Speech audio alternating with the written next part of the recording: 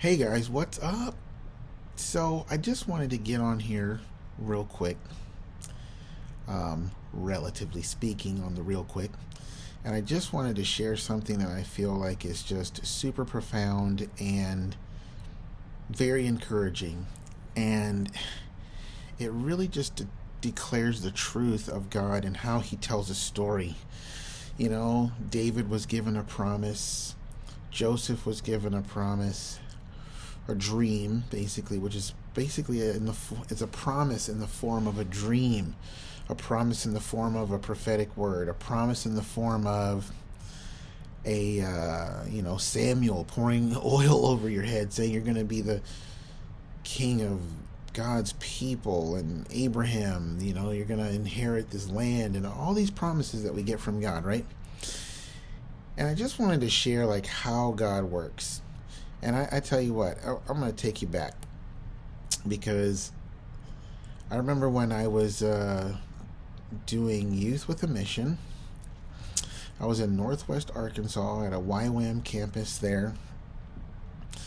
And I had already gone through a couple different training sessions. I'd been there it was in, I think it was in 2000, I'm pretty sure. And I realized that a bunch of Christian artists, as far as writers and musicians, which is like the heartbeat of this guy right here. And I was like, they're all living in this place called Brentwood, Tennessee. they're from Franklin or Nashville or something like that. And it's like there's just this hub in Brentwood, where just all this really cool stuff happens. I'm like, that would be just so crazy. I would love to live there, but it was like a pipe dream. It was like this dream that I just that would be just crazy. I would just love to live there. And I had this idea and this imagination and this dream of what it would be like to live at this place where you're surrounded by the Stephen Curtis Chapmans and the Toby Macks and the Michael W. Smiths and the Karen Kingsburys, and it's just wow, it would be like writer, artistic mecca for me, you know what I mean? As far as what I do, it's I'm just like all those people I mentioned. I'm just not famous. You know what I mean? And so I'm just like, man, that would just be so amazing to live in that kind of place. That would be just crazy.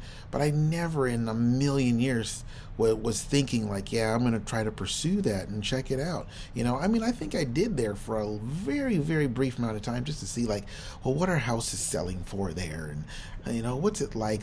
And it was astronomical at the time. We're talking back in year 2000, when I was a missionary living, I'm not kidding you, living on about $50, $100 a month cash. Everything else just came because it just came, and it just because that's what it was like living on the mission base. You really didn't need that much money. You had to pay for your stuff, but if you didn't have supporters, then what are you going to do? And the Lord just provided for me to just stay there and not have anybody hound me for debts, because I owed him money. It was $571. I ended up leaving the place and owing them that much. But for me, $571 was just insane. It was an insane amount of money. And so back then, that's just what I thought. I was just like, Brentwood, that would be just Brentwood, Tennessee. That would just be crazy. And I was used to moving and all that stuff by then. And that was in 2000. And so here we come to the end of, we start on this, me and my wife start on this crazy journey in 2017 where she's not working and I'm not working. And it's a rather long story, and there's over 1,000 videos on our channel telling the story, but that's a lot of videos because it's been a long journey, as many of you know. But it's we didn't know where God was sending us. We knew we were going to be getting out of Lee Summit, Missouri, and we say Kansas City, but it was really Lee Summit, Missouri that we lived in. And we didn't know where we were going, and there was a debate between Utah and Tennessee, but it was totally based on tax laws. It was funny how the Lord will use some simple common stuff to show his leadership in your life. And this is what I'm trying to say here. But we ended up settling on Tennessee, and I was just like, well, let's check out Brentwood. It was just so crazy, like the journey that it took. But long story short, we come to the end of 2017, and the Lord provides a miraculous way for us to actually come and live here. And as for those of you who follow us, this is like literally where we live. We live in the Nashville area. Cool Springs, Franklin, Brentwood, they're kind of all in the same region, so we live in that region. And when we first got here, we moved all over the place to Airbnbs, hotels, all that stuff. And now we stay in a hotel right now, but God's just given us favor in every place that we've gone, and it's just been a wild ride. Again, over 1,000 videos telling the story. But man, I think the moral of the story is, like, in 2000, I was just joking. I was just kidding. It was a dream. You know what I mean? It was a dream. It was like a there's no way that's gonna happen. I mean, there's just not gonna happen. You know what I mean? And now here I am in January 23rd, late night of 2022. And I've been living here since December 18th, 2017. Me and my wife do this channel full time. It's the only thing we have. It's the only thing that God has given us. He's like, I don't want you going to do a conventional job. I don't want that.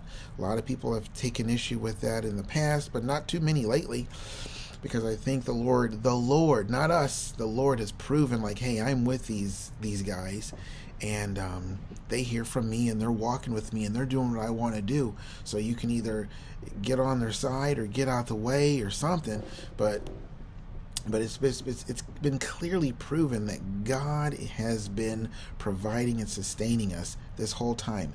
Think about it. Here I am, literally living in the Dreamland. I am literally living in the land of my dreams.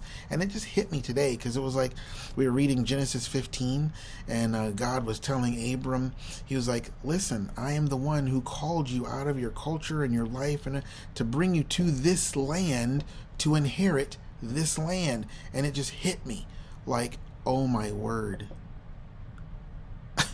I am literally living in this land that he brought me out of the conventional lifestyle of me working, my wife working, and all that stuff that we do, that normal people do,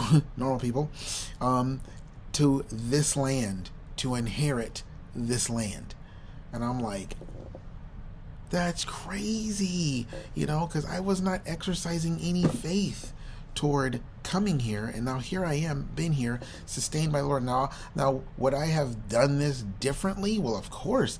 Would I have imagined in a kabillion years, that's a word, kabillion, no it's not, that I would be doing this, living in a hotel, doing everything that we do with our YouTube channel, all that stuff?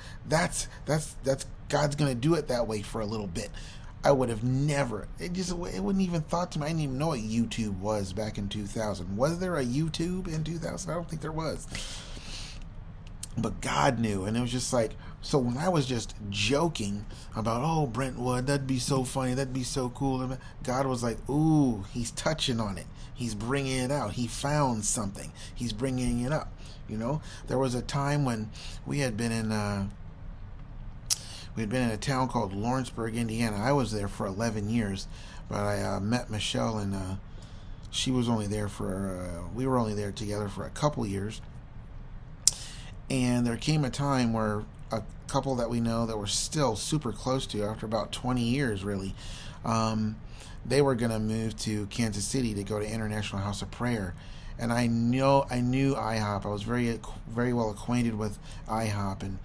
And it was just like, I was so exhausted from the constant Walking Dead battle of living in Lawrenceburg, Indiana. I mean, I love the people there. The people I met there are just stellar. But the town and the spiritual environment, it's so walker friendly. For those of you who might know what I'm trying to say there, it's just zombie. It's zombie land. You know what I mean?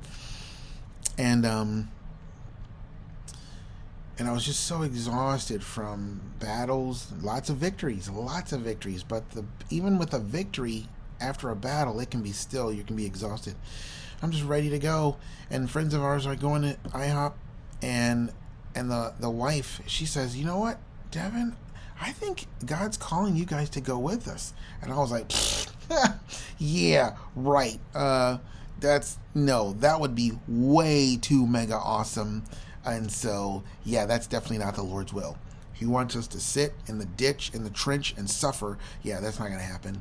And seriously, like, within 8 months, we were literally living there. We were literally living there.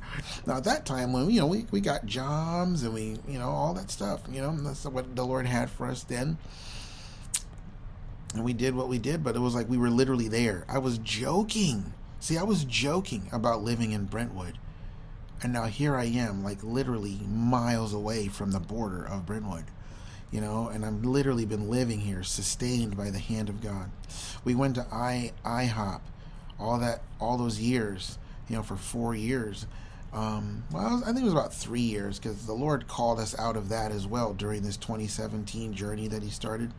And by April of 2017, we weren't going to church anywhere, actually, and that was a really weird thing. That's a whole nother video, and what that did to our hearts to have to. It was just crazy, but there we were living in this place. I was just joking, and then God called us out to live here. I remember when I met my wife, Michelle. I was like, I was full of faith because I was so exhausted. I just was so tired of waiting. You guys know very well what it's like waiting on a promise. I wasn't really waiting on a promise. I was just really, really, really lonely. And I just wanted to be married, And I'm just tired of being alone. And I knew I had no power on my own to do anything about it. I had nothing. And I was just like, I'm in the hands of God. And apparently He's having me wait for until I'm 98. To get married. He's gonna do an Abraham thing, I guess. And then the Lord told me, He gave me a word about pursuing the desires of my heart. And I'm like, now? Seriously, bro? You've been telling me no for years, and now you're telling me yes? Okay, cool. So I jumped on board, and I started talking with this one girl, and it was so exciting and high level emotion. It was awesome. I flew to Michigan to meet her, and as soon as I got off the plane and saw her, the Lord was like, that's not the one. And I'm like, bro, seriously? Why'd you bring me all this way? I'm giving you the shortened version, but it's like, why'd you bring me all this way to tell me that this is not the one? It's like, all right, whatever. And then I went to, and then I met another girl, and that was like, man, that didn't happen. I mean, right away, the first date, we both knew, it was just like, well, we would probably be friends. That's about it. And by then, I was kind of crushed. And then so when I went to meet Michelle, it really is the shortened version of this. When I went to meet Michelle, I was going with no faith at all, zero faith. So with the thing that I was talking about in 2000 about, oh, Brentwood, wouldn't that be great? There was no faith there. Oh, yeah, God doesn't want us to move to Ihop or Kansas City. That would be just too amazing to be in that kind of environment, and just the prayer room. And yeah, that would be so amazing. It's not the Lord. There's no faith there. The Lord literally had to force me to go keep my word to make this date with Michelle. So again, there was no faith there. Now, what am I trying to do? Encourage your faithlessness? No. What I'm trying to do is actually encourage your faith, and I'm trying to show you that sometimes, God just moves sovereignly because He is working. He has faith, and He is moving you by faith into the thing He wants you to. And he knows that no matter how bad it gets, you're just going to move and you're going to do what you're supposed to do. Like David, Joseph, Abraham. They really didn't move along with the Lord as he moved. Things did not happen the way they wanted to on the journey to get to the fulfillment. But once they got to the fulfillment, God did a thing that elevated them and got them into the position of fulfillment. And it was amazing. It was like a Psalm 126. It was like we were like those who dream. It seems so unreal. Like, how is this possible that me and my wife, who I'm 100, she 90, how are we going to have kids? How are we going to have this promise? And the Lord did it. You know, Joseph, it says his soul entered into the iron. And it was just like, he was just like, I don't see how those dreams are ever going to come to pass. And then through a dream of Pharaoh, he was elevated, and it was like, wow, okay. And then you can go on. You know, Abner, you know, the most loyal man in the house of Saul, God used him to elevate David to the throne. It's like God steps in and does some of the craziest stuff, but a lot of times he's working behind the scenes. It says in scripture, every step of the righteous is ordered by the Lord, even the stuff that you don't even realize, you know. And it's like, as long as we continue to cooperate with him, we will see the plan of God work out in our lives, and we will see the promises come to pass. We will see promises fulfilled, and then the Lord will step us into new promises, a new vision, and new things that he wants us to do. So I just want you to know that we do operate by faith, but we also operate under God's sovereignty, you know. And that, I just think, isn't that crazy? I mean, isn't that just crazy that, like, I was just joking back in 2000 about moving, and now here I am literally living in it. And the Lord was like, I wasn't joking. Like, you were bubbling up your destiny, you know, being in Ihop, worship, house of prayer. That's me and Michelle's heartbeat. That's literally kind of what we do, you know. And it's like, that you're bubbling up your destiny, you know what I mean? And it's like, even now, so on to the visions and dreams and things that we're believing God for right now, in this now season of manifestation. It's like the Lord's not kidding. It's like when you begin to speak these things and share these things, and all this passion comes out about these things, you are touching on what God has for you. So it's like, whatever God has to do, however he's going to do it, whatever the appointed time is, all of that stuff is like, it will take place. You know, it just will. You know, you can run the gamut of emotions and, you know, self-doubt and unbelief and all those things. But at the end of it all, if God says, all right, here, come on, let's go this way. Are you going to go that way? Well, yeah. Well, then you're going to see it. You're going to see it. As parents, you know your children go through all kinds of emotions, but it's the ones that will say yes to you that you can always work with. It's the ones that say no to you and fight you, and it's like, it's just difficult to work with, you know? So it's like, we can judge ourselves all we want, but at the end of the day, it's like, if we're saying yes to the Lord, he is leading us right into what he wants us to.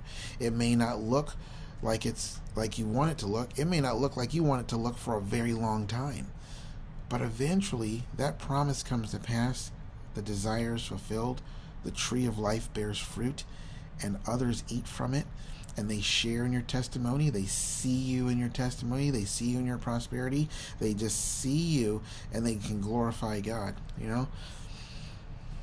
And so I just wanted you guys to hear that, you know, that was back in 2000. I was saying, like, oh, wouldn't that be great to live? And now here I have been living here since the end of December 2017. God sustaining us miraculously every single day, the whole step of the way. And this has been a training ground for what he's getting ready to manifest in our lives. So you know, a little slightly different video, kind of a share video from Devin late in the midnight hour. But I hope you guys are blessed by it. And that your faith is truly encouraged, that no matter what you're going through or what your personal failures or however high up you get, whether you miss the Lord about your time frame or this, that, or it just, it doesn't matter.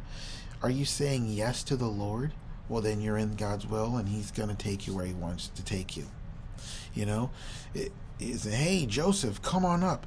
The Pharaoh wants to see you. No, I'm too depressed. I'm staying in my cell. Now, the Lord prepared him for the place where he wasn't even going to have that option to do that.